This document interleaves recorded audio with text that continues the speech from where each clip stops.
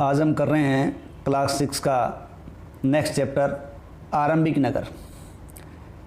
देखिए आरंभिक ग्रामीण की बजाय नगर क्यों आ रहा है, क्योंकि आरंभ में जो हमें क्षेत्र मिले थे खुदाई के दौरान वो नगर थे, इसलिए इनको आरंभिक नगर के नाम से अपन जानते हैं। तो सबसे पहले अपने को दी गई है हड़प्पा की कहानी। देखिए हड़प्पा के बारे में बात करें तो हड़प्पा वो पहला स्थल है जो सबसे पहले खुदाई में सामने आया। यहाँ जैसे कहा गया है कि पुरानी इमारत है वो अपनी कहानी बनाती है। लगभग 150 साल पहले जब पंजाब में पहली बार रेलवे लाइन बिछाई जा रही थी।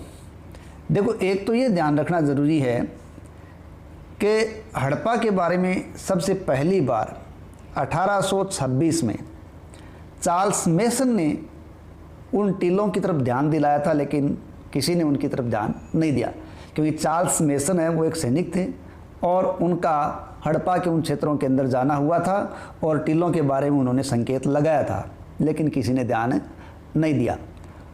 बाद में 1856 के अंदर जब पंजाब में रेलवे लाइन बिछाई जा रही थी, ठीक है, और ये रेलवे लाइन देखो कहाँ से कहाँ बिछाई जा रही थी, ये लाहौर से कराची की ओर चल रहा था काम, लाहौर से कराची। और इनकी आवश्यकता देखो अंग्रेज़ों को क्यों थी कि ये बंदरगाह तक कच्चा माल जल्दी से जल्दी पहुंचाना चाहते थे। तो माल यदि कच्चा जल्दी पहुंचेगा तो उसको ब्रिटेन जल्दी पहुंचाया जा सकेगा और उसको तैयार करके वापस यहाँ मंगाया जा सकेगा। इसके लिए यदि साधन सुगम होंगे तो उनको आसानी रहेगी, इसलिए उन्होंने रेलवे लाइन बिछाने का काम किया था। और ये काम ब्रंटन बंधुओं के हिस्से में था। ब्रंटन बंधु, ठीक है, ये दो भाई थे, विलियम ब्रंटन और जॉन ब्रंटन। ये यहाँ रेलवे लाइन बिछाने का काम कर रहे थे। अब इनको रेलवे लाइन बिछाने के लिए ईंटों की, पत्थरों की इनकी आवश्यकता थी। तो इनको यहाँ इंजीनियरों को या यूँ कहें ब्रंटन बंधुओं को यहाँ जो खंडर दिखे उनमें ईंटें थी, उन खंडरों से वो हज़ारों ईंटें उखाड़ कर ले गए और उन्होंने रेलवे लाइन बिछाने के अंदर उन ईंटों का इस्तेमाल कर लिया। इस प्रकार ब्रंटन बंधुओं के द्वारा ईंटों का इस्तेमाल अनजाने में किया गया था, लेकिन उन्होंने अनजाने में ही एक बड़ी सभ्यता को नष्ट करने में अपना योगदान दे दिया, ठीक है। लेकिन बाद में उन्होंने भी ये संकेत ब्रिटिश सरकार के समक्ष लगाया कि ये चीज़ें आखिर यहाँ पहुँची तो पहुँची कैसे, लेकिन फिर भी कुछ नहीं हुआ। इसके बाद लगभग यहाँ दे रखा है देखो अपने को, लगभग 80 साल पहले पुरातत्वविदों ने इस स्थल को ढूंढा। देखो 80 साल की जहाँ तक बात करें तो देखिए लगभग 1902 में, ठीक है, पुरातत्व विभाग है उसका पुनर्गठन किया गया था। हालांकि पहली बार पुरातत्व विभाग है वो 1861 में गठित हुआ था। कब हुआ था? 1861 में गठित हुआ, जिसके निदेशक थे अलेक्जेंडर कर्निंगम। इसलिए कर्निंगम को पुरातत्व विभाग का जनक कहते हैं। लेकिन ये कभी बंद हुआ कभी चला, कभी बंद हुआ कभी चला, इसलिए इसका काम नहीं चल पाया। लेकिन 1902 में जब लॉर्ड कर्जन का समय था तब पुरातत्व विभाग को पुनर्गठित किया गया और आज से 80 साल पहले यानी लगभग 1902 के अंदर जॉन मोरसल के नेतृत्व में ये पुरातत्व विभाग गठित हुआ और उस समय गवर्नर जनरल थे लॉर्ड कर्जन और निदेशक बने थे कौन? जॉन मोरसल। तो उनके नेतृत्व में खुदाई शुरू हुई और आज से 100 साल पहले यानी 1921 में पहली बार कोई सभ्यता सामने आ गई थी, ठीक है। तो 80 साल पहले की बात करें तब तो इन्होंने ढूंढने के लिए कार्य लगाया था और 100 साल पहले 1921 के अंदर ये सभ्यता सामने आई थी। तब पता चला कि ये जो खंडर हैं जो सामने आए हैं वो इस उपमहाद्वीप के सबसे पुराने शहर हैं। चूँकि सबसे पहले हड़प्पा की खोज हुई थी इसलिए बाकी इमारतों को हड़प्पा के नाम से संकेत किया गया, या हड़प्पा पूर्व, हड़प्पा कालीन, हड़प्पा पश्चात, इस प्रकार माना गया। और ये माना गया कि ये जो क्षेत्र है वो आज से लगभग 4700 साल पहले उत्पन्न हुए थे या पनपे थे, ठीक है। तो इतने पुराने इन क्षेत्रों को माना गया था। अब आ रही है इन नगरों की विशेषता, यानी जो नगर मिले हैं उन नगरों की खास बात क्या थी। तो इन नगरों में अगर खास बात देखें तो जैसा कि अन्य क्षेत्रों में होता है कि सड़कें होती थी, कुएं होते थे, किस प्रकार के मकान बनाए जाते थे। तो इस प्रकार के यहाँ भी कुछ अलग अलग विशेषताएं थी। मूल विशेषताओं के अंदर अपन देखें तो देखो ये लगभग जो क्षेत्र थे ना वो 2 भागों में बंटे होते थे। कितने भागों में बंटे होते थे? 2 भागों में। एक होता था ये पश्चिमी है, ठीक है, और ये है ये पश्चिमी है और ये पूर्वी क्षेत्र है। तो पूर्वी क्षेत्र जैसे मैंने सर्किल बड़ा बनाया है, यानी पूर्वी क्षेत्र है वो बड़ा होता था और नीचे होता था, क्योंकि मैं नीचे बना रखा है। लेकिन पश्चिमी क्षेत्र क्या है? छोटा होता था लेकिन ऊंचा होता था, ठीक है। तो इस प्रकार नगर 2 भागों में बंटा था, ऊंचा और नीचा, ठीक है। तो जो ऊंचा नीचा क्षेत्र था उसमें यह माना गया है कि ये दुर्ग क्षेत्र रहता होगा। दुर्ग क्षेत्र यानी प्रायकर शासक वर्ग या उच्च वर्ग यहाँ रहते होंगे, जबकि जो निचला इलाका है वो सामान्य लोगों के रहने का स्थान होगा और इसको नगर कहा गया होगा, निचला नगर, और इसको दुर्गीकृत नगर कहा गया होगा। यानी जो ऊपर था उसको दुर्ग नगर कहा गया और निचले को क्या कहा गया? निचला नगर कहा गया। लेकिन इन दोनों के बाहर है वो 4 दीवारी थी, ठीक है, यानी दोनों के बाहर 4 दीवारी पक्की ईंटों की बनाई गई थी। देखिए सब जगह ईंटों की इस प्रकार की 4 दीवारी थी ऐसा नहीं है, कहीं कहीं इनमें अपवाद भी देखने को मिलता है कि सब जगह मान लें कि 2 भागों में बंटे हैं और सब जगह बाहर बाउंड्री है, ऐसा नहीं है, ठीक है, कहीं कहीं अलग भी है। लेकिन बाहर जो ये बाउंड्री बनाई गई थी, दीवार बनाई गई थी, वो दीवार पक्की ईंटों की बनाई गई थी। इनको इस प्रकार चिना गया था कि उसकी चिनाई आज भी मौजूद है, दिखाई दे रही है, ठीक है। तो अब निचला नगर है वो सामान्य लोगों का रहा होगा, लेकिन निचले नगर में कुछ खास दिखाई दी गई अपने को, यानी जो नगर थे उसकी अलग बात थी निचले की, और ऊपर जो दुर्ग नगर था उसकी अलग बात थी। अब चूंकि दुर्ग है उसको मान रहे हैं ऊंचा, तो शायद उसमें उच्च वर्ग रहता होगा। अब उच्च वर्ग जहाँ रह रहा है वहाँ कुछ हमें अलग भी देखने को मिलता है। उस दुर्ग में कुछ खास इमारतें मानी गई है, जैसे मोहनजोदड़ो में एक तालाब मिला है बड़ा, उसे महान स्नानागार कहा गया है। क्या कहा गया है? यानी दुर्ग नगर के अंदर विशाल स्नानागार कहाँ मिला है? मोहनजोदड़ो के अंदर मिला है। और ऐसा मानते हैं कि शायद इसको सार्वजनिक किसी उत्सव के समय काम लिया जाता होगा, सामूहिक स्नान के लिए काम लिया जाता होगा, क्योंकि तालाब ईंट और प्लास्टर से बना है और पानी का रिसाव रोकने के लिए इस पर प्लास्टर के ऊपर चारकोल की परत चढ़ाई गई थी। साथ ही साथ इस स्नान घर में उतरने के लिए सीढ़ियाँ थी 2 तरफ, पास में कुआं था ताकि पानी भरा जा सके, खाली किया जा सके, और इसके चारों तरफ क्या थे? छोटे छोटे कमरे बने थे। इस प्रकार शायद विशेष अवसरों पर काम नहाने के लिए इसका इस्तेमाल किया जाता होगा। तो कहने का मतलब एक दुर्ग क्षेत्र के अंदर इमारत मिली है स्नानागार। कालीबंगा जैसे क्षेत्र की बात करें तो वहाँ अग्निकुंड मिले हैं, ठीक है। अग्निकुंड है वो लोथल और कालीबंगा दोनों से मिले हैं, तो शायद यहाँ यज्ञ किया जाता होगा। क्या करते होंगे? यज्ञ करने के, यानी कालीबंगा से तो संख्या में 7 मिले हैं, तो यहाँ यज्ञ का संकेत मिलता है। हड़प्पा और मोहनजोदड़ो और लोथल जैसे कुछ नगरों में बड़े बड़े भंडारगृह भी मिले हैं। वैसे अगर आप सिंधु सभ्यता की सबसे बड़ी इमारतों के अंदर देखें तो सबसे बड़ी इमारतों के अंदर अन्न भंडारगृह ही माने गए हैं, ठीक है। अब देखिए कई जो नगर हैं उनकी प्राप्ति की बात करें तो ये नगर आधुनिक पाकिस्तान, कहाँ की बात कर रहे हैं? आधुनिक पाकिस्तान, पंजाब, सिंध आदि क्षेत्रों में मिले थे, लेकिन बाद में ये भारत के गुजरात, राजस्थान, हरियाणा, पंजाब आदि क्षेत्रों में भी मिल गए, ठीक है। अब पुरातत्वविदों ने जब इनको खोदा तो उसमें कई प्रकार की चीज़ें मिली, जैसे मिट्टी के लाल बर्तन मिले हैं। इन लाल बर्तनों पर काले रंग का अलंकरण या रंग या चित्र बनाया हुआ है। इसके अलावा पत्थर के बाट, मोहरें, मनके, तांबे के उपकरण, पत्थर के लंबे ब्लेड आदि भी यहाँ से हमें प्राप्त हुए हैं।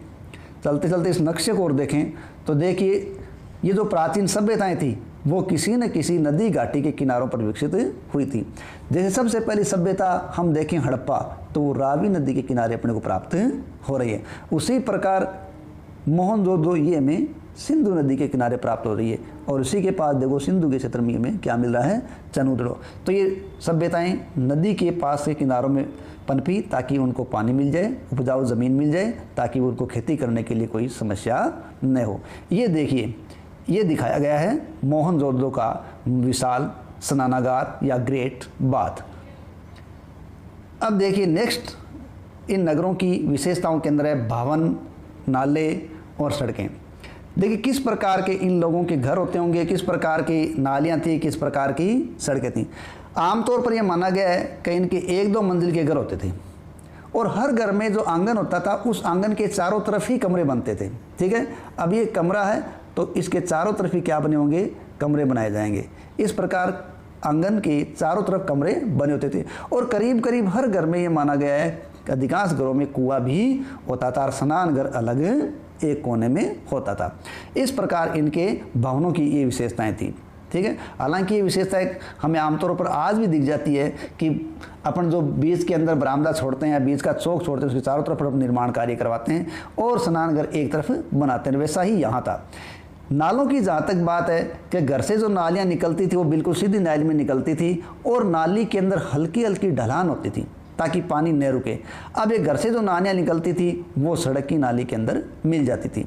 अब सड़क की नाली है वो आगे जाकर बड़े नालों के अंदर मिल जाती थी। अब ये नाले क्या है कि ढके हुए होते थे और जगह जगह उनमें मेन होल बनाए जाते थे। तो घर से जो नाली निकल रही है यानी घर से नाली निकली वो सड़क की नाली में आ गई, सड़क से वो बड़े नाले के अंदर जाके मिल गई। ठीक है, और जगह जगह यहाँ मेन होल थे जो ढके हुए थे उनको खोल खोल कर उनकी सफाई कर दी जाती थी। इस प्रकार योजनाबद्ध तरीके से नालियों का निर्माण किया गया था। ठीक है, तो भवन भी 1-2 मंजिलें, नालियाँ बिल्कुल इस प्रकार की ताकि पानी का बहाव लगातार चलता रहे। और जहाँ तक सड़कों की देखिए बात थी ना तो सड़कें बिल्कुल सीधी थी इस प्रकार, यानी एक जगह खड़ा होकर व्यक्ति दूसरे क्षेत्र को आसानी से देख सकता था। इस प्रकार नगर है वो बिल्कुल शतरंज पट पर बने हुए होते थे। तो इसको शतरंज पट या ग्रिड पद्धति के ऊपर बनाया गया मानते हैं और सड़कें बिल्कुल समकोण पर एक दूसरे को काटती थी।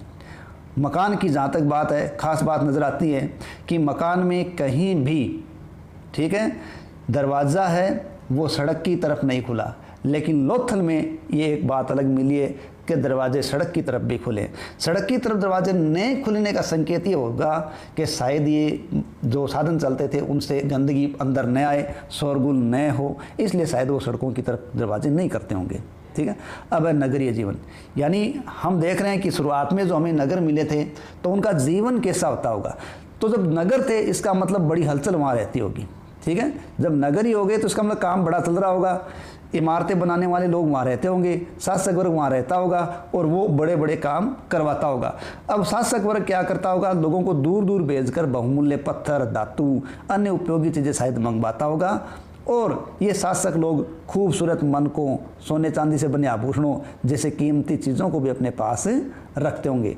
शायद इन नगरों में लिपिक भी होते होंगे जो मोहरों पर लिखते थे और अन्य चीज़ों पर भी लिखने का काम करते थे, क्योंकि हमें पुरातात्विक इन क्षेत्रों की ज़्यादा जो लिखित सामग्री है वो हमें मोहरों पर ही लिखी हुई मिली है। तो संभवतः लिपिक होते हैं जो मोहरों पर लिखते होंगे और अन्य कोई खिलौनों पर भी उनके द्वारा कुछ लिखा हुआ मिला है। तो शासक वर्ग लोगों से दूर दूर भेजने के लिए काम करते थे और लोगों से अनेक दूर की चीज़ें मंगवाने का काम भी करते थे। इसके अलावा नगरों में शिल्पकार स्त्री और पुरुष भी रहते थे जो अपने घरों में उद्योग स्थल के रूप में भी काम करते होंगे। देखिए, रहने की जगह स्थल है लेकिन उद्योग स्थल उस जगह के लिए इस्तेमाल किया गया शब्द है जहाँ रहने के साथ साथ चीज़ें बनाने का कार्य भी किया जा रहा होगा। तो लोग लंबी यात्राएं भी करते होंगे और वहाँ से उपयोगी वस्तुएं लाते होंगे। अब केवल अपन दूसरी जगह जाएं और वहाँ से केवल अपन उसके काम की चीज़ लाए, ऐसा ही नहीं है। वहाँ जाते हैं तो हम वहाँ से किस्से और कहानियाँ भी लेके आते हैं और वहाँ से किसी न किसी प्रकार के खिलौने भी अपन लेके आते हैं। इस प्रकार की चीज़ें हमें खुदाई में मिलती हैं। चित्र में देखो जैसे अपने को दिखा भी रखा है, मोहनजोदड़ो की एक सड़क का भाग दिखा रखा है जिस पे नाला बना हुआ है और पास में दिखा रखा है कुआं, ताकि एक हर घर में लगभग कुआं हुआ करता था। एक दिखा रखी है मोहर जिस पे कुछ लिखा हुआ है लेकिन हम आज तक उसको पढ़ने में कामयाब नहीं हो पाए हैं। और इसी प्रकार दिखा रखे हैं मिट्टी, पक्की मिट्टी से बने हुए खिलौने। नगर और नए शिल्प, तो ये जो नगर थे उसमें कुछ नए शिल्प भी थे या कमज़ोर प्रकार की श्रेणी के ही अपने को सामग्री मिलती है। देखो चित्र के अंदर अपने को बिल्कुल सफ़ेद कलर के बाट दिखाई दे रहे हैं, ये पत्थर के बाट हैं और जिस प्रकार से इतने दिखे सुंदर हैं, इनको बहुत बारीकी से बनाया होगा। इसका मतलब ये जो पत्थर है वो चरट पत्थर है। इस चरट पत्थर से इनको बाट बनाया गया है। शायद ये बहुमूल्य धातुओं, पत्थरों, जो बहुमूल्य पत्थर थे, ऐसी चीज़ों को तोलने के लिए ही बनाए गए होंगे। ठीक है। बाट के अलावा अपन यहाँ देखें तो ये मनके हैं। ठीक है। तो मनके विशेष पत्थर है, कार्नेलियन पत्थर, यानी मनकों को विशेष प्रकार के कार्नेलियन पत्थरों से बनाया जाता होगा और उनके बीच में छेद भी करते थे ताकि मनकों की माला बना सके। मनके का मतलब मोती। तो इस प्रकार कार्नेलियन पत्थर के भी मोती बनाए जाते थे, पकी मिट्टी के भी मोती बनाए जाते थे। और यहाँ ये दिखा रखा है फलक, जो धारदार फलक है। तो धारदार फलक है वो शायद चीरने फाड़ने के काम में लिया जाता होगा। ठीक है। अब नीचे अपने को एक और व्यक्ति की मूर्ति दिखाई गई है। तो यहाँ जो मोहनजोदड़ो से मिली एक मूर्ति है, तो मोहनजोदड़ो से हमें एक पुरुष मूर्ति प्राप्त हुई है। उस पुरुष मूर्ति ने कढ़ाईदार वस्त्र पहन रखे हैं। कढ़ाईदार वस्त्रों के साथ साथ उसकी दाढ़ी भी बड़ी अच्छी तरह से हमें बनाई हुई दिखाई दे रही है। तो इस प्रकार नगर के अंदर शिल्प भी अन्य का नहीं, शिल्प के रूप में अन्य काम होता होगा। ठीक है। तो पुरातत्व विद्यों को कई प्रकार की चीज़ें मिली हैं। उन चीज़ों के अंदर पत्थर, शंख, तांबे, कांसे, सोने, चांदी आदि धातुओं से भी बनाई गई सामग्री मिली है। यानी पत्थर से भी बनी सामग्री मिली है तो धातुओं से बनी सामग्री भी मिली है। संकेत ऐसा लगाया जाता है कि तांबा और कांसा है वो औजार, हथियार और गहने बनाने के काम में लिया जाता होगा। क्या चीज़ है? तांबा और कांसा। ठीक है। तांबा है उसमें टिन मिलाकर कांसा बनाया जाता था। सोने और चांदी से गहने और बर्तन बनाए जाते थे। तो इन पुरातात्विक क्षेत्रों से जो सामग्री मिली है उनमें सबसे आकर्षक वस्तुओं में माने तो मनके, बाट और फलक है। और ये तीनों ही अपने को दिखाए गए। ये बाट रहे, ये मनके रहे और ये फलक रहे। तो ये सबसे आकर्षक चीज़ें मानी गई है। यानी हड़प्पा क्षेत्रों की या पुरातात्विक क्षेत्रों की सबसे आकर्षक वस्तुओं में क्या है? तो बाट, मनके और फलक। हड़प्पा सभ्यता के लोग पत्थर की मोहर बनाते थे। ठीक है। और इन्हीं आयताकार मोहरों पर जानवरों के चित्र मिलते हैं। हड़प्पा सभ्यता के लोग काले रंग के डिज़ाइन किए हुए खूबसूरत लाल मिट्टी के बर्तन बनाया करते थे। यानी हड़प्पा सभ्यता के लोग लाल मिट्टी के बर्तन बनाते थे और उन पर डिज़ाइन किस रंग की जाती थी? काले रंग की डिज़ाइन की जाती थी। और उनके अधिकांश मोहरें वो आयताकार थी। लेकिन हम ये माने केवल एक ही प्रकार के आयताकार मोहरे थे, ऐसा नहीं है। मोहरों का अन्य प्रकार भी देखने को मिलता है। यहाँ लगभग ये माना गया है कि 7000 साल पहले मेहरगढ़, ठीक है, मेहरगढ़ बलूचिस्तान का एक क्षेत्र है, वहाँ कपास की खेती होती थी। मोहनजोदड़ो से कपड़े के टुकड़े के अवशेष मिले हैं। अब मोहनजोदड़ो से जो कपड़े के अवशेष मिले हैं वो कहाँ लगे मिले हैं? चांदी के एक फूलदान का ढक्कन है, उस पर कपड़ा चिपका हुआ मिला है। इसके अलावा कुछ तांबे की वस्तुओं से भी कपड़ा चिपका हुआ मिला है। इसका मतलब कपड़ों के बारे में अच्छी तरह जानते थे और इसी आधार पर कपास है वो भारत की या सिंधुवासियों की मूल फसल के रूप में मानी गई है। पक्की मिट्टी और फेयोंस से बनी तकलियाँ मिली है, जिससे पता चलता है कि सूत काटने का काम यहाँ होता था। किससे बनी है? पक्की मिट्टी से और फेयोंस से। अब फेयोंस क्या है वो हम आगे देखेंगे। ये देखिए फेयोंस, देखो पत्थर और जो शंख है वो अपने को प्राकृतिक रूप में मिल जाते हैं, लेकिन फेयोंस हमें प्राकृतिक रूप से नहीं मिलता, उसे बनाना पड़ता है। अब उसे कृत्रिम रूप से तैयार कैसे करें? देखो बालू या स्फटिक पत्थर है, उसका चूर्ण है वो लेकर गोंद में मिला देते हैं और उससे फिर कोई चीज़ बनाते हैं। बालू या स्फटिक पत्थर का चूरा लेकर गोंद में मिलाकर सामग्री बनाई जाती है, वो फेयोंस कहलाती है। और बनाने के बाद उस वस्तु पर क्या करते हैं? वस्तु पर एक चिकनी परत चढ़ा देते हैं। चिकनी परत के रंग प्राय नीले या हल्के समुद्री हरे होते हैं और ये फेयोंस है। फेयोंस से फिर मनके, चूड़ियाँ, बाल, छोटे बर्तन आदि बनाए जाते हैं। तो इस प्रकार फेयोंस है वो कुछ सामग्री बनाने के काम आता था। इनमें से अधिकांश वस्तुओं का निर्माण विशेषज्ञों ने किया होगा। देखो विशेषज्ञों की बात जहाँ तक है कि विशेषज्ञ जो कोई विशेष सामग्री बनाने में दक्ष हो, शायद यहाँ कोई प्रशिक्षण की व्यवस्था भी रही होगी, जिसी के कारण पत्थरों को तराशना, मन के चमकाना, मोहरों पर पच्चीकारी करना आदि यहाँ विशेष प्रकार के शिल्प मिले हैं। इसी प्रकार मोहनजोदड़ो की जो हमने मूर्ति देखी थी उसका बड़ा आकर्षक चेहरा है, दाढ़ी उसकी बहुत अच्छी तरह दर्शाई गई है। तो ये किसी विशेषज्ञ मूर्तिकार का ही काम हो सकता है। अब हर व्यक्ति विशेषज्ञ नहीं है, कोई व्यक्ति किसी क्षेत्र में विशेषज्ञ हो और कोई किसी क्षेत्र में विशेषज्ञ हो, यानी कहने का मतलब अलग अलग लोगों का अलग अलग क्षेत्र रहा होगा। लेकिन हम ये नहीं कह सकते कि ये कार्य पुरुष करते थे या महिलाएं करती थी या दोनों करते थे। हो सकता है कुछ काम पुरुष करते होंगे, कुछ काम महिलाएं करती होंगी, और हो सकता है कुछ काम दोनों ही करते होंगे। कच्चे माल की खोज में देखिए, कच्चा माल वो होता है जिस माल से हम कोई नई चीज़ तैयार कर सकें, और कच्चा माल प्राकृतिक रूप से उपलब्ध हो जाए। यानी कच्चा माल क्या प्राकृतिक रूप से में उपलब्ध होगा। अब वो प्राकृतिक रूप से उपलब्ध होगा, इसका मतलब या तो किसान उसको तैयार कर रहा है खेत में, या उसके पशुओं से कोई हमें उत्पादन प्राप्त हो रहा है। अब जैसे लकड़ी है या धातु के अयस्क, ये हमें प्राकृतिक रूप से मिलते हैं, तो ये कच्चे माल के रूप में काम आते हैं। अब इनसे फिर अन्य चीज़ें तैयार की जाती है। ठीक है, मिसाल के तौर पर किसान है, उसके द्वारा तैयार किया गया कपास है, वो कच्चा माल है। अब इस कच्चे माल कपास से कताई बुनाई करते हैं, कपड़ा बनाते हैं, तो वो तैयार कपड़ा हो गया। इस प्रकार वो एक नई चीज़ पक्का माल बन गया। हड़प्पा में लोगों को कई चीज़ें मिलती थी, लेकिन लोहा, तांबा, सोना, चांदी, बहुमूल्य पत्थर, ये जो चीज़ें थी वो दूर दूर से लेके उनको आनी पड़ती थी। यानी हर चीज़ वहाँ मिल जाए ऐसा संभव नहीं था, उनको कई चीज़ों को दूर से लाना भी पड़ता था। ठीक है, अब हड़प्पा के लोग कहाँ से क्या लाते थे? यानी जहाँ तक तांबे की बात है तो राजस्थान के अंदर खेतड़ी क्षेत्र है, वो भी तांबे के रूप में भंडार का था, काम करता था।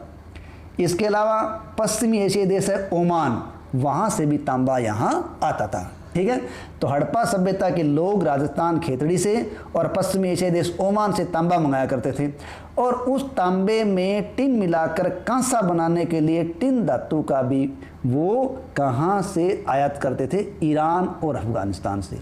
यानी तांबा उनको मिल जाएगा कहाँ से? राजस्थान खेतड़ी से और पश्चिमी एशियाई देश ओमान से तांबा मिल गया। अब तांबे से जब वो कांसा बनाना चाहते थे तो उनको मिलाना पड़ता था टिन, और टिन को कहाँ से मंगाना पड़ता था? ईरान और अफगानिस्तान के क्षेत्रों से मंगाना पड़ता था।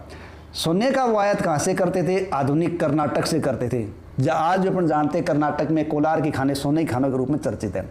बहुमूल्य पत्थर है, उनका आयात गुजरात, ईरान, अफगानिस्तान आदि जगहों से किया जाता था।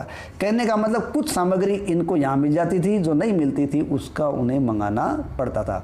यहाँ देखिए, अपने को एक जगह से दूसरी जगह जाने में किस चीज़ का इस्तेमाल करते होंगे इसके बारे में पूरी जानकारी नहीं है, लेकिन एक खिलौना गाड़ी सी बनी हुई है। संभवतः इनके पास कुछ विशेष प्रकार की गाड़ियाँ रही होंगी जो शायद पशुओं के द्वारा खींची जाती होगी, क्योंकि पहिए का आविष्कार हो चुका था। नगरों में रहने वाले लोगों के लिए भोजन, हम जानते हैं कि हड़प्पा, मोहनजोदड़ो, चनूरो जैसे क्षेत्र जब खुदाई में मिले थे तो वो नगर के रूप में विकसित थे। तो इन नगर में रहने वाले लोगों के लिए भोजन है, इसका मतलब वो ग्रामीण स्तर पर ही तैयार होता होगा। तो नगरों के अलावा लोग हैं वो गाँव में भी रहते थे। अब वे अनाज उगाते, जानवर पालते। किसान और चरवाहे हैं वह शहर में रहने वाले लोगों के लिए उत्पादन तैयार करते थे, खेती करते, जानवरों को पालते, और उनके ही भाग है वो मतलब भोजन के रूप में शहरों तक लाते थे।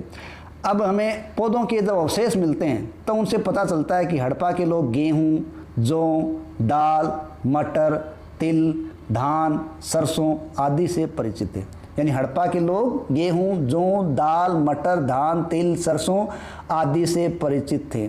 ये उगाते थे और शहरों में भेजा करते थे। अब जब इनको उपजाने का काम करना है तो ज़मीन की जुताई के लिए हल का प्रयोग भी इन्होंने किया है। यानी हड़प्पा काल में इन्होंने किस प्रकार के हल का इस्तेमाल किया ये तो हमें आज प्राप्त नहीं हुआ, क्योंकि प्रारंभ में इन्होंने लकड़ी के हल बनाए और लकड़ी के जो हल है वो आज नहीं मिले।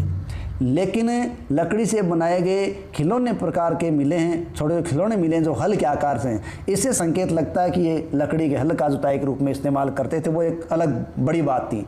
लेकिन साथ ही साथ केवल हल से काम चल जाए ऐसा नहीं था, क्योंकि इन क्षेत्रों के अंदर बारिश कम होती थी तो इनको समय समय पर सिंचाई भी करनी पड़ती थी, और सिंचाई है उसके लिए भी इन्होंने अपनी तरफ से व्यवस्था कर रखी थी। हड़प्पा के लोग गाय, भैंस, भेड़, बकरियां आदि पालते थे। अब आदि पालते थे तो जहाँ ये रह रहे हैं बस्तियों में, उन बस्तियों के आसपास तालाब और चारागाह होते थे ताकि उनको पशुओं को भोजन मिल जाए, पानी मिल जाए। लेकिन सूखे महीनों में मवेशियों को ये चीज़ें उपलब्ध नहीं हो पाती थी तो उनको दूर दूर जाना पड़ता था। अब यहाँ दूर दूर जब जाते थे तो लोग अपने लिए बेर जैसे फल इकट्ठा कर लेते थे और मछलियाँ भी पकड़ते थे और साथ ही साथ जानवरों का शिकार भी करते थे। इस प्रकार अपना उनका जीवन या आजीविका चल रही थी। अब गुजरात में हड़प्पा कालीन नगर का सूक्ष्म निरीक्षण। एक बात ध्यान रखें कि भले ही भारत के बाहर प्रारंभिक क्षेत्र खोजे गए हैं, हड़प्पा, मोहनजोदड़ो, तनूर क्षेत्र भारत के बाहर चले गए सारे के सारे, लेकिन वर्तमान में गुजरात हमारे भारत का एक ऐसा क्षेत्र है जहाँ से सर्वाधिक क्षेत्र मिले हैं। इन क्षेत्रों के अंदर धोलावीरा, ठीक है, तो धोलावीरा कहाँ से मिला है? गुजरात से। इसके अलावा रंगपुर, ठीक है, लोथल, सुरकोतड़ा, ये ऐसे क्षेत्र हैं जो हमें गुजरात से प्राप्त हुए हैं। उन्हीं में से एक क्षेत्र धोलावीरा के बारे में अपने अध्ययन करते हैं। देखो, कच्छ के इलाके, गुजरात कच्छ के इलाके में खदीर बेत के किनारे धोलावीरा नगर बसा हुआ था और वहाँ साफ पानी मिलता था और ज़मीन बहुत ज़्यादा उपजाऊ थी। जहाँ हड़प्पा सभ्यता के कई नगर दो भागों में बंटे हुए थे। हमने शुरुआत में पढ़ा था कि हड़प्पा सभ्यता के नगर दो भागों में बंटे थे।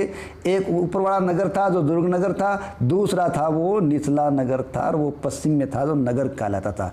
ये दुर्ग क्षेत्र था और ये निचला नगर था। तो ये दो भागों में बंटे होते थे, ठीक है। तो पूर्व के अंदर बड़ा नगर था जो सामान्य लोगों का था और पश्चिम के अंदर क्या था? दुर्ग नगर था। लेकिन धोलावीरा को देखें तो धोलावीरा तीन भागों में बंटा था, ठीक है। ध्यान रखें, धोलावीरा दो की बजाय तीन भागों में बंटा हुआ था और इन तीनों भागों के बाहर बाउंड्री बनी हुई थी या चार दीवारी तीनों भागों के बाहर अलग अलग बनी हुई थी। यानी ये एक अलग बात थी। यानी कई क्षेत्रों के अंदर तो बाउंड्री एक दुर्ग के क्षेत्र के बाहर मिली है और कहीं कहीं दोनों के बाहर मिली है और कहीं कहीं तीनों क्षेत्रों के बाहर मिली है, लेकिन तीन क्षेत्र का साक्ष्य हमें धोलावीरा से ही मिला है। यानी धोलावीरा उपला नगर, निचला नगर और मध्य नगर तीन भागों में बंटा हुआ था और प्रत्येक भाग को पत्थर की ऊंची ऊंची दीवारों से बचाया गया था और उसमें अंदर प्रवेश करने के लिए बड़े बड़े प्रवेश द्वार भी बने थे।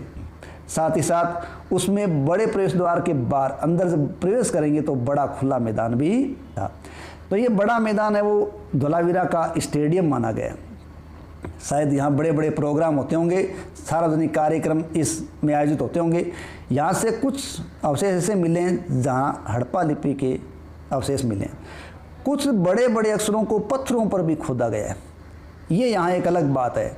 यानी हमें जानकारी के लिए अभिलेख का साक्ष्य कहाँ से मिला है? तो वो धोलावीरा से मिला है। अन्य अपन अगर आमतौर पर लेखन की बात करें तो वो मोहरों से मिला है, मोहरों पर अंकित है, कोई खिलौने पर कुछ लिख दिया गया होगा, लेकिन पत्थर पर खोद के लिखा होगा साक्ष्य अभिलेख कहलाता है। वो अभिलेख हमें केवल कहाँ से मिला? धोलावीरा से ही मिला है, ठीक है। तो जानकारी का बड़ा अभिलेख कहाँ से? धोलावीरा से। और तीन भागों में बंटा क्षेत्र धोलावीरा, तीनों ही क्या थे? अलग अलग चार दीवारी से गिरे थे। ध्यान रखें, लोथल और सुरकोतड़ा है वो ऐसे क्षेत्र थे जो दोनों एक सी चार दीवारी से गिरे थे। यानी निचला नगर और दुर्ग क्षेत्र दो भाग थे और दोनों एक ही चार दीवारी से घेरे गए थे। कौन कौन से? लोथल और सुरकोतड़ा। और धोलावीरा की खास बात क्या देख ली हमने? धोलावीरा की खास बात के अंदर तीन भागों में बंटा नगर, ठीक है, और साथ ही साथ स्टेडियम जिसे अपने खुला मैदान कह रहे हैं वो, और एक देख लिया हमने अभिलेख। ये धोलावीरा को अन्य क्षेत्रों से अलग दर्शाते हैं। नेक्स्ट देखिए, गुजरात की खंभात की खाड़ी में मिलने वाली साबरमती की एक उपनदी के किनारे बसा लोथल नगर। देखिए, अब साबरमती की उपनदी की बात आ रही है तो लोथल है वो भोगवा नदी के किनारे बसा है। किस नदी के किनारे बसा है? भोगवा नदी के किनारे बसा है। और यहाँ कीमती पत्थर जैसा कच्चा माल आसानी से मिल जाता था, ठीक है। लोथल में जो खंभात की खाड़ी में है उस लोथल में कीमती पत्थर जैसा माल आसानी से मिल जाता था। यह पत्थरों, शंखों और धातुओं से बनाई गई चीज़ों का एक महत्वपूर्ण केंद्र था। इस नगर में एक भंडार गृह भी था। इस भंडार गृह से कई मोहरे और मुद्रांकन या मुहरबंदी क्या है? गिल्ली मिट्टी पर दबाने से बनी हुई छाप मुहरबंदी कहलाती है। वो लोथल के इन क्षेत्रों से हमें प्राप्त हुई है। अब ये अपने को लोथल का बंदरगाह दे रखा है चित्र के अंदर। लोथल एक बंदरगाह, ये बड़ा तालाब लोथल का दिखाई दे रहा है। यहाँ समुद्र के रास्ते आने वाली नावें रुकती थी और संभवतः यहाँ से माल उतारना और चढ़ाने का काम चलता था। और यहाँ पर एक इमारत मिली है जो संभवतः मनके बनाने की इमारत रही होगी। यानी मनका बनाने का उद्योग भी हड़प्पा काल के अंदर बड़ा फेमस था। और चनूदड़ो जो सिंधु नदी के किनारे मिला है, सिंध का क्षेत्र है, वहाँ भी मनके बनाने का कारखाना हमें मिल चुका है। ठीक है, इसके अलावा मनका बनाने का काम लोथल में भी माना गया है। पत्थर के टुकड़े, अध बने मनके, मनके बनाने के उपकरण और तैयार मनके, ये सब हमें लोथल से प्राप्त हुए हैं।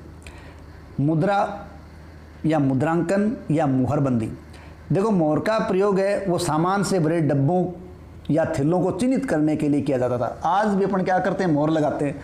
तो पहले भी डिब्बों या थैलों को चिन्हित करने के लिए मोहर का इस्तेमाल करते थे।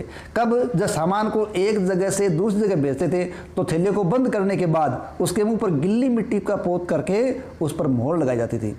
यानी मुंह बंद करके मुहानों पर गिल्ली मिट्टी पोत कर उन पर मोहर लगाई जाती थी और मोहर की छाप को ही मुहरबंदी कहते थे। जब आगे ये मुहरबंदी की छाप पहुंचती थी और टूटी हुई नहीं होती थी तब ये माना जाता था कि ये माल सीधा आया है, इसके साथ कोई छेड़छाड़ नहीं हुई है, यानी मोहर का सीधा होना जरूरी था। अब बात आती है कि सभ्यता पनपी, लेकिन आज इस सभ्यता के केवल हमें अवशेष क्यों मिल रहे हैं, यानी ये सभ्यता आखिर गई तो कैसे ख़त्म हो गई। ठीक है, तो इसके बारे में निश्चित तो देखो कुछ नहीं कहा जा सकता कि आज से लगभग 3900 साल पहले, 3900 साल पहले ऐसा क्या हुआ कि लोगों ने इस सभ्यता को अचानक छोड़ दिया या धीरे धीरे छोड़ा, कुछ कह नहीं सकते। ठीक है, यहाँ की मोहरें, यहाँ का लेखन, यहाँ का बाट, ये सब इस्तेमाल से दूर हो गया। ठीक है, यहाँ का कच्चा माल काफ़ी कम हो गया। मोहनजोदड़ो की सड़कें थी, उन पर कचरे का ढेर लग गया। यहाँ की जल निकास प्रणाली जो विश्व की एक अपने आप में बहुत विकसित प्रणाली मानी गई है, वो नष्ट हो गई। सड़कों पर ही झुग्गीनुमा घर बनाए जाने लगे। ऐसा क्यों हुआ होगा? तो इस सभ्यता के अंत के बारे में कोई निश्चित राय नहीं बन पाई है, लेकिन अलग अलग विद्वानों का अलग अलग कहना है कि संभवतः नदियाँ सूख गई होगी। ऐसा इसलिए मानते हैं कि पहले यहाँ जो नदियाँ थी वो नदियाँ बारिश का पानी लेके आती थी, यानी जो हवाएं आती थी उनमें पानी होता था, तो जल भरी हवाएं आती थी, उनके कारण यहाँ काफ़ी बरसात होती थी और जिसके कारण यहाँ नदियाँ भरी रहती थी। लेकिन धीरे धीरे जो हवाएं आ रही थी वो हवाएं धूल भरी आने लगी और ये नदी का जो क्षेत्र था वो रेत का क्षेत्र बन गया, अर्थात रेगिस्तान में तब्दील हो गया।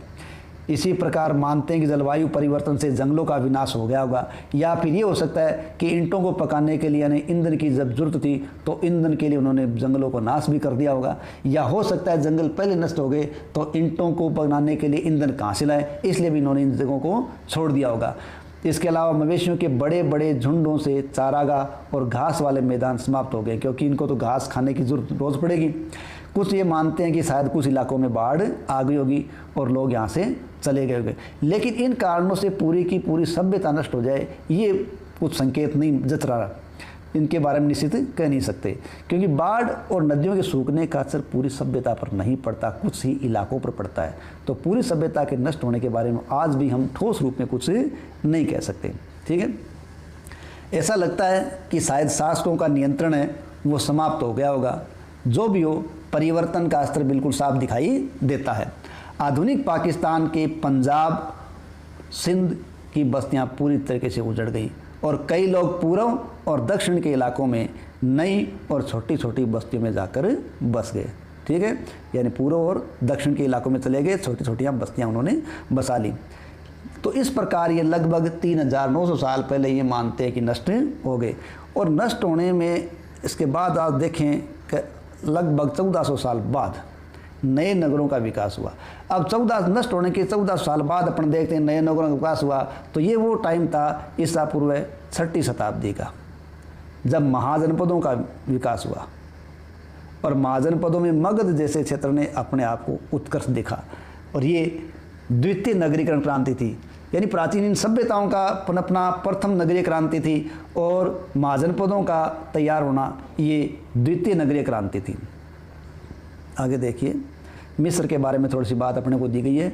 देखो, नील नदी के आसपास इलाके हैं, उसको छोड़कर मिस्र का ज़्यादातर भाग रेगिस्तान है। यानी नील नदी का क्षेत्र है, वहाँ जो सभ्यता पनपी वो मिस्र थी, और उस नील नदी के आसपास के क्षेत्र को छोड़ दें तो अधिकांश मिस्र क्या है? रेगिस्तान है। 5000 साल पहले मिस्र में शासन करने वाले राजाओं ने सोना, चांदी, हाथी दांत, लकड़ी, हीरे जवाहरात आदि लाने के लिए अपनी सेनाओं को दूर दूर तक भेजा होगा, और उन्होंने बड़े बड़े मकबरे बनवाए जिन्हें आज अपन क्या कहते हैं? पिरामिड कहते हैं। तो पिरामिडों का देश कौन सा है? मिस्र। पिरामिड कहाँ पाए जाते हैं? मिस्र में। ठीक है। अब राजाओं के मरने के बाद उनके शवों पर पिरामिड बनाए जाते थे, और पिरामिडों में उनके शवों को दफनाकर सुरक्षित रखा जाता था। अब इनके ये जो शव हैं वो क्या कहलाते हैं? मम्मी कहलाते हैं। यानी मिस्र के शासकों के शव क्या कहलाते? मम्मी कहलाते, जिनको सुरक्षित रखा गया किसमें?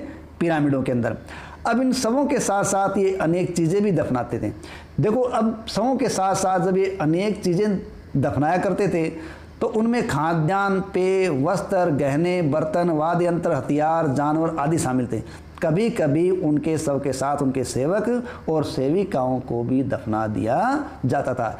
ऐसा इसलिए था कि बहुत से लोगों का ये मानना था कि मरने के बाद राजा को इन चीज़ों की आवश्यकता पड़ेगी। ये सोचकर ही उन लोगों ने इस चीज़ को आगे बढ़ा रखा था। ठीक है।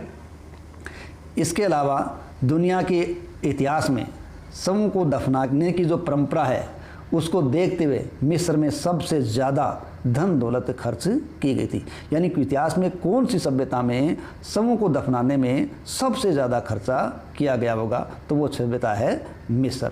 इसी के साथ अपना लेसन समाप्त होता है।